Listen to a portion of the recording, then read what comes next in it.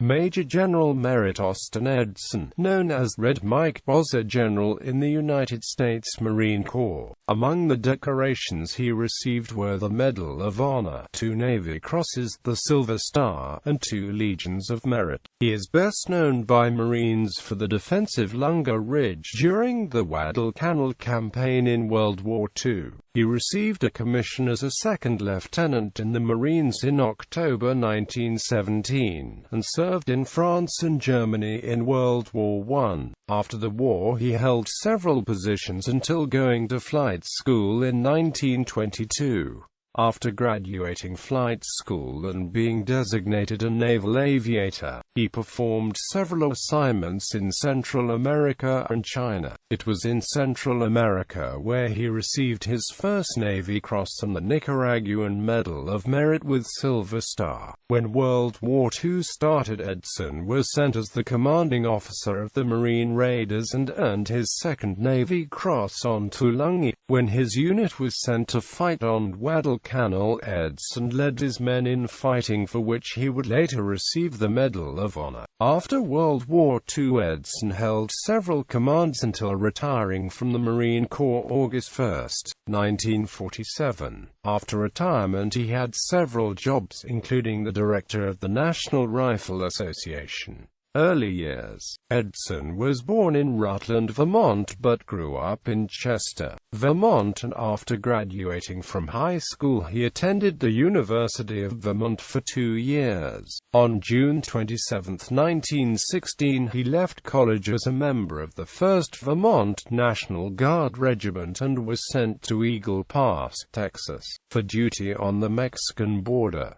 He returned to the university in September 1916, but joined the Marine Corps Reserve on June 26 the following year. Early career. He was commissioned a second lieutenant in the Marine Corps on October 9, 1917, and in September of the next year he sailed for France with the 11th Marines. This regiment saw no combat, but during the last 6 months of his European tour, he commanded Company D, 15th Separate Marine Battalion, which had been organized for the express purpose of assisting in the holding of a plebiscite in Schleswig-Holstein, Germany. Owing to the failure of the United States to ratify the Treaty of Versailles, this mission, however, was never carried out. Following the end of World War I, he was assigned to several positions that would qualify him for the high commands he was to hold in later years. He was promoted to first lieutenant on June 4, 1920, and spent 2 years at Marine Barracks,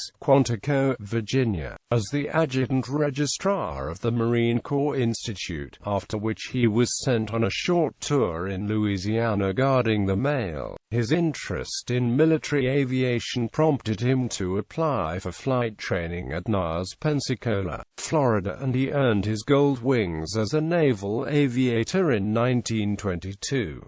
Soon after, he was ordered to the Marine Air Station at Guam, where he had his introduction to the semi-tropical islands of the Marianas, with which his name was later to become so closely linked. Upon returning to the United States in 1925, he first took an extensive course in advanced aviation tactics with the U.S. Army Air Service at Kelly Field, Texas, and then attended the company officers course at Marine Corps Base Quantico, Virginia. He graduated with the highest grades ever attained by any student up to the time. For physical reasons, however, he had to give up his flying status in 1927 and continue his career as a ground officer. He was then assigned to duty as ordnance officer at the Philadelphia Navy Yard, Central America and China. Late in the same year, he was ordered to sea duty as commanding officer of the Marine Detachment on the Ostenva and was promoted to captain on December 21,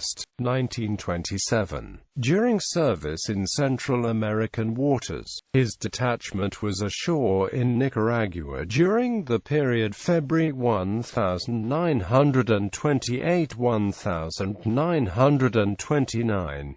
in command of 160 hand-picked and specially trained Marines. He fought 12 separate engagements with the Sandino-led bandits and denied them the use of the Poteca and Coco River valleys. Here, he received his first Navy Cross for actions in which his exhibition of coolness, intrepidity, and dash so inspired his men that superior forces of bandits were driven from the prepared positions and severe losses inflicted upon them. From the grateful Nicaraguan government, he was also awarded the Nicaraguan Medal of Merit with Silver Star. In September 1929, he returned to the United States and was assigned as tactics instructor to fledgling Marine lieutenants at the basic school in Philadelphia. Upon detachment from that duty, he became Ordnance and War Plans officer at the Philadelphia Depot of Supplies for the next 4 years.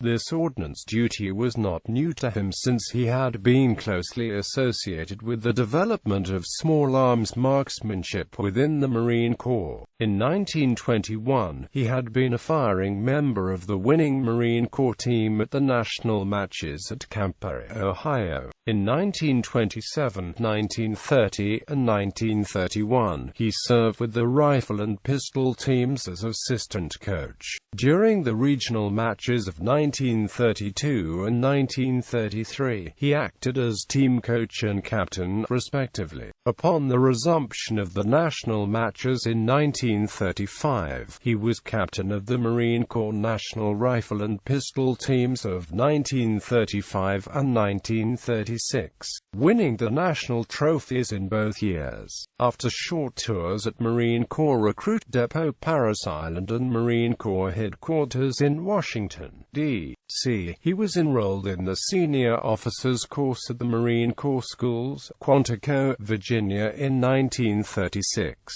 He was promoted to Major on February 9, 1936. Foreign duty as operations officer with the 4th Marines in Shanghai, China from 1937 to 1939, enabled him to observe closely Japanese military operations. His second tour of duty at Marine Corps Headquarters began in May 1939 when, as inspector of target practice, he was in a position to stress the importance of every Marine being highly skilled with his own individual arm. He was promoted to lieutenant colonel on April 1, 1940. World War II. Raider Battalion. In June 1941, he was again transferred to Quantico to command the 1st Battalion, 5th Marines, which was redesignated the 1st Separate Battalion in January 1942. The training exercises which he conducted in the succeeding months with Navy high-speed transports led to the organization of the 1st Marine Raider Battalion in early 1942.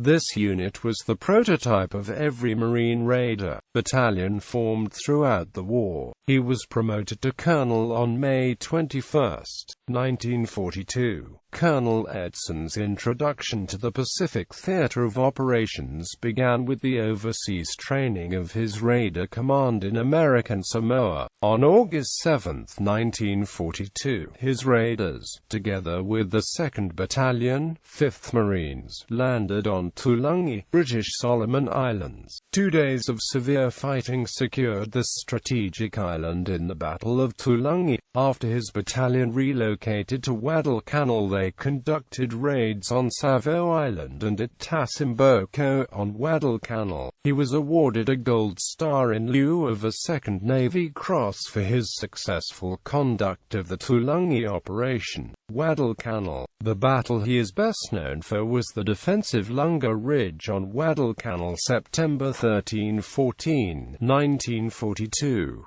His Raider Battalion, with 2 companies of the 1st Parachute Battalion attached, were sent to a ridge line a short distance south of Henderson Field. Here, they were supposed to get a short rest, but Japanese forces unexpectedly attacked the position on the first evening, penetrating the left center of his line of resistance, forcing a withdrawal to a reserve position. Approximately 800 Marines withstood the repeat repeated assaults of more than 2,500 Japanese on the Bloody Ridge, as it came to be called, to the men of the 1st Raider Battalion, however, who sustained 256 casualties. It became Edson's Ridge, in high honor of the officer who was all over the place, encouraging, cajoling, and correcting as he continually exposed himself to enemy fire. His nickname, Red Mike, originating from his red beard worn in Nicaragua days, was also his code name during this battle. From then on he was known by all as Red Mike.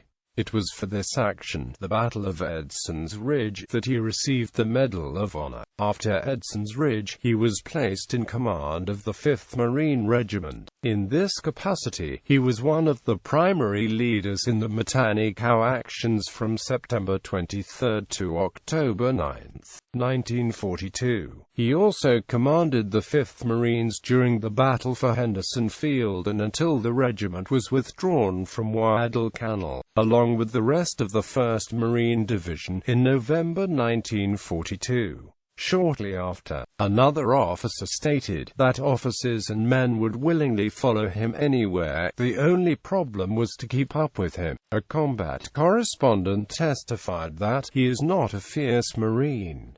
In fact, he appears almost shy. Yet Colonel Edson is probably among the 5 finest combat commanders in all the United States Armed Forces. Quote, "It was also said that he was not readily given to a show of emotion, but when his personal runner of several months' service was killed at the Matanikau River on Guadalcanal, witness said he cried like a baby, and later stated that the man could never be replaced." High commands and more battles. In August 1943, he was named Chief of Staff of the 2nd Marine Division, which was then preparing for the invasion of Tarawa. He prepared an estimate of the situation for this operation which proved to be surprisingly accurate and has since become a classic in Marine Corps military literature. For this action, he received the Legion of Merit and was promoted to Brigadier General. Later, he was appointed Assistant Division Commander of the 2D Marine Division and participated in this capacity in the capture of Saipan and Tinian. The Silver Star was awarded him for these operations. Brigadier General Edson became Chief of Staff, Fleet in Marine Force Pacific, and in October 1944 was awarded a Gold Star in lieu of a 2nd Legion of Merit.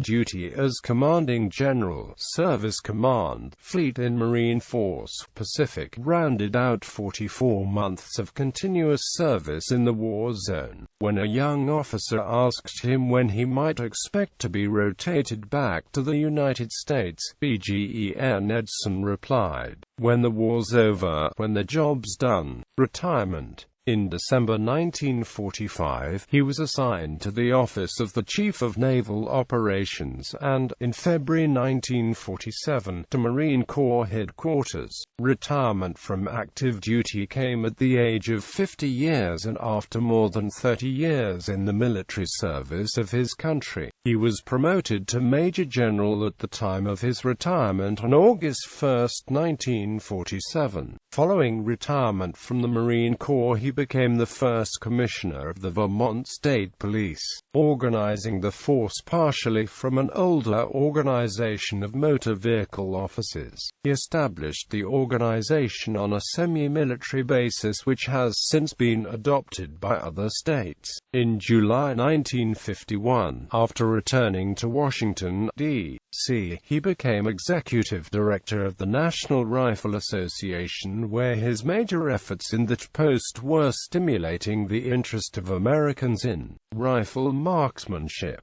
Concurrently, he campaigned vigorously for a Marine Corps adequate both in size and strength for its many commitments. He died on August 14, 1955, in Washington, D.C., by his own hand, having committed suicide by carbon monoxide poisoning in the garage next to his Washington, D.C. home while serving in the NRA post. At the time of his death, in addition to his duties at the Rifle Rifle Association. He was the Navy representative on the Defense Advisory Committee on Prisoner of War Problems. This group recommended the standards of conduct for American prisoners of war that were later adopted and issued as the Code of Conduct for all American servicemen. He was buried at Arlington National Cemetery, and his grave can be found in Section 2, Lot 4960-2. Awards. Major General Edson's decorations included Medal of Honor. Citation. The President of the United States takes pleasure in presenting the Medal of Honor to Colonel Merritt A. Edson, United States Marine Corps, for service as set forth in the following citation. For extraordinary heroism and conspicuous intrepidity above and beyond the call of duty as commanding officer of the 1st Marine Raider Battalion, with parachute battalion attached, during action against enemy Japanese forces in the Solomon Islands on the night of 13–14 September 1942.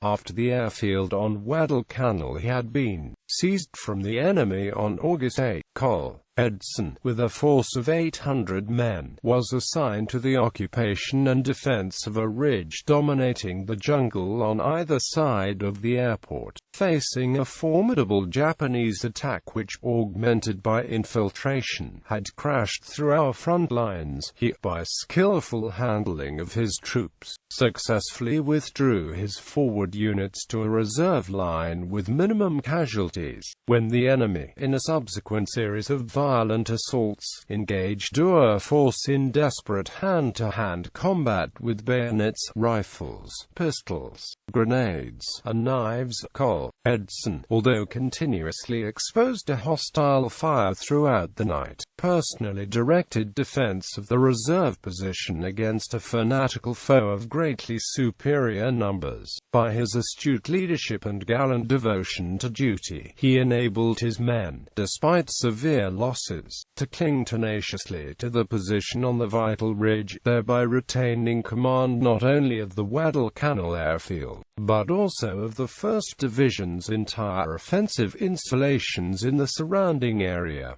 S. Franklin D. Roosevelt 1st Navy Cross. Citation. The Navy Cross is presented to Merritt Austin Edson, Captain, U.S. Marine Corps, for extraordinary heroism on August 7, 1928, while in command of a Marine patrol on the Cocoa River, en route to Poteca. Captain Edson, upon encountering a force of bandits entrenched upon both sides of the river, personally led his advance guard against the enemy, engaging in hand-to-hand conflict with them, and by his exhibition of coolness, intrepidity, and dash, so inspired his men that the superior force of bandits were driven from the prepared position, and severe losses inflicted upon them. 2nd Navy Cross.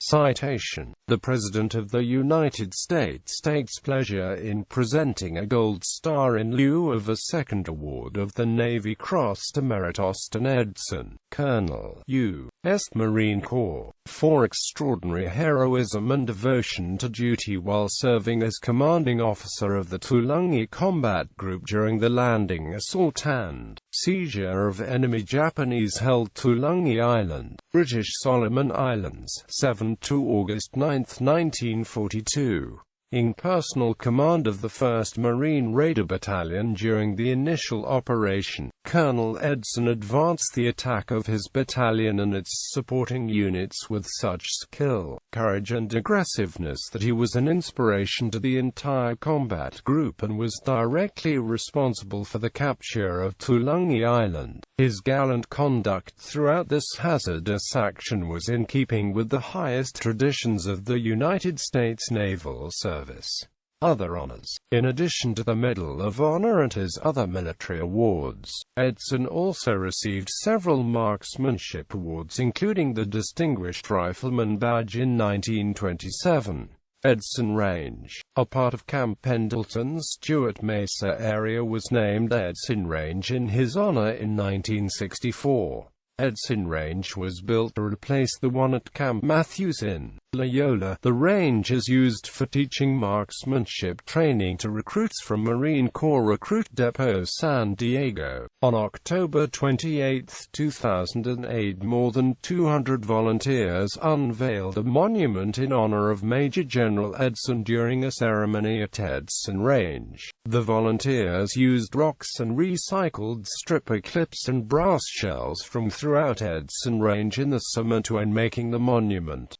Edson. The Edson was a Forrest Sherman-class destroyer of the United States Navy. The Edson was laid down December 3, 1956 by Bath Iron Works Corporation, Bath, Maine, and launched January 4, 1958. The ship was sponsored by Mrs. M.A. Edson, widow of General Edson. It was commissioned November 7, 1958, with Commander Thomas J. Moriarty in command. Edson Hall. Edson Hall, the location of the Communications School at Marine Corps Base Quantico in Virginia, is dedicated to Edson as a result of his role as a vocal proponent of the criticality of communications in combat.